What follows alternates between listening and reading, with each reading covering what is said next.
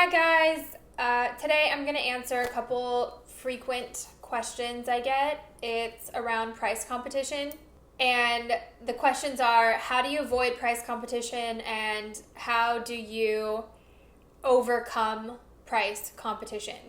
I would say if you're in a place where you're competing on price with someone, that you're probably not adding enough value to the customer. Competing on price is like a really bad position to be on, because you can only lower the price so much to increase value to a customer. And anyone can come in and make the same product and make it for a better price. The manufacturer could sell it themselves, and then they're going direct to consumer, and then you are kind of like cut out, because you'll never be able to beat, if you're a middleman, you'll never be able to beat a manufacturer's pricing. I have a lot of ideas around how to avoid price competition. You kind of need to get on a whole other level playing field altogether. Brands used to be able, like a brand name used to add value to a product, and in some luxury situations or luxury categories it still does, but these days, with all the products on Amazon and how people search, brand doesn't really add as much value as it used to.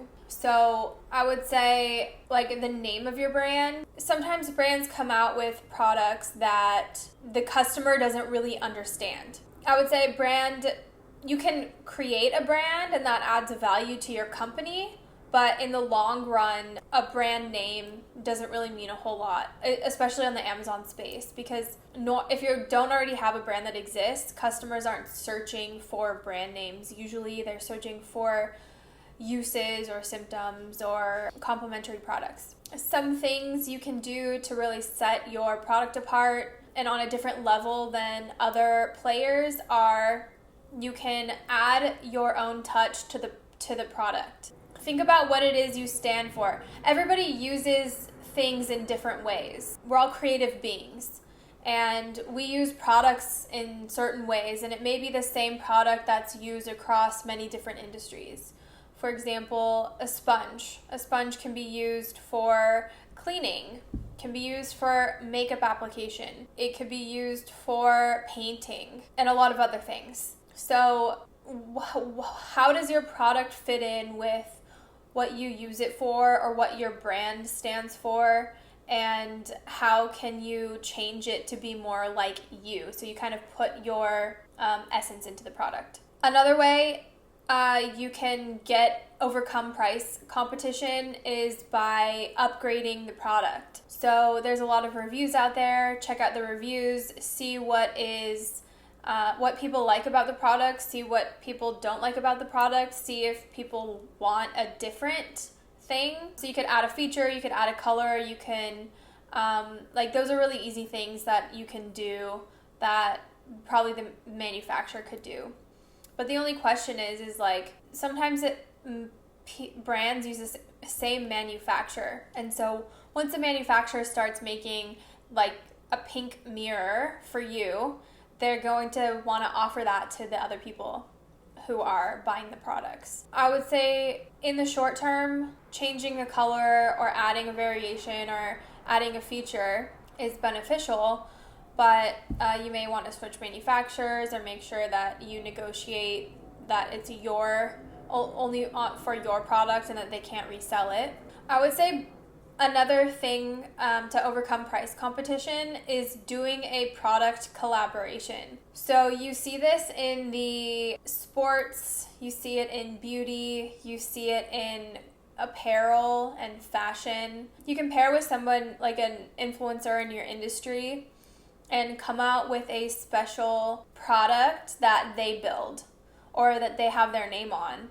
So people who are specialties or influencers in the industry have their favorites, their favorite ways to use things and their favorite combinations, and you can just cross pollinate and collaborate with somebody in the industry, and that will really set you apart. So another way to overcome price competition is to solve a problem. So solve a problem either for the industry or for the customers. Really just catering to the customers. I did a podcast with Martin Bailey. He's a word of mouth marketer, but he used to work in product production. And he's in the process of writing a book. We'll link to the podcast. He's in the process of writing a book. I think it's something along the lines of like business isn't rocket science or something. And one of his main beliefs, he doesn't know the Amazon platform, but one of his main beliefs is if you just listen to customers and give them what they want, then you have automatic like clients, or you have automatic buyers, and people who will be fanatics about your product. They'll leave reviews and post blogs about it and make content just because you listen to them. And along the lines of listening, I think I was listening to another podcast, Oprah's podcast, Super Soul Conversations, and I think she mentioned at the end, or maybe it was an interview, I don't know, something about Oprah. And I've never watched a day of an Oprah show, but I wish I had all of them right now because I would totally watch them now. So I think it was an interview, and Oprah said at the end of the day, people just want to be heard, want to know that they were heard. And so if you could just hear your customers or hear what people need and then fill the hole in the market, that's a much better way of creating a product or creating a brand or building a company, because you add so much value already by just creating something that doesn't exist yet. So that's it for now. I'll probably come out with more price competition stuff, but I just wanted to do a quick video. Thank you so much for watching. Please leave any comments or questions below. If you have any requests to do either strategy or marketing or Amazon product launch, things like that, please let me know, and stay tuned for more from Posh Inc.